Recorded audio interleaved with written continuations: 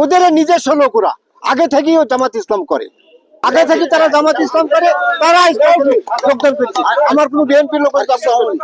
আমার ইউনিয়নে আজকে কিছুক্ষণ আগে যে জামাত ইসলাম একটা জনসভা করলো, সেই জনসভায় ওনারা নাকি বলেছে তেঁতুলবাড়ি ইউনিয়নে 3 শতাধিক লোক জামাত ইসলামে যোগদান করেছে।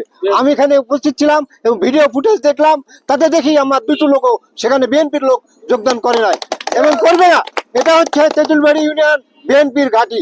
এই তেঁতুলবাড়ি ইউনিয়নে আমজাদ সাহেবের বাড়ি এবং আমরা আমজাদ সাহেবকে সর্বোচ্চ ভোটে এই ইউনিয়ন থেকে বিজয়ী করব।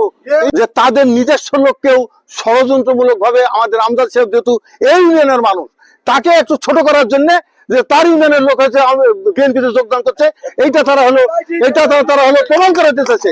অ্যাকচুয়ালি বিএনপির কোনো লোক হচ্ছে যোগদান করে নাই। এই জামাত ইসলামের সমাবেশ থেকে একটা মিথ্যা বানোয়াট কথা তেঁতুলবাড়ি ইউনিয়ন সম্পর্কে বলে গেল। তেঁতুলবাড়ি ইউনিয়নে 300 লোক বিএনপি থেকে নাকি জামাত ইসলামে যোগদান করেছে, এটা সত্য নয়।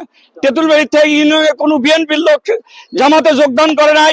যারা যোগদান করেছে তারা অন্য দলের লোক। এই মিথ্যা বানোয়াটের তীব্র প্রতিবাদ ও নিন্দা জ্ঞাপন করছি। তেঁতুলবাড়ি ইউনিয়ন বিএনপির শক্তিশালী ঘাঁটি। হলো ইসলাম ধর্মের মানুষ, আমরা ধর্মকে বিশ্বাস করি এবং মনে প্রাণে লালন করি। আমরা মিথ্যা আশ্রয়ে যারা যায় তাদেরকে আমরা জামাত ইসলাম বলতে পারি নাই।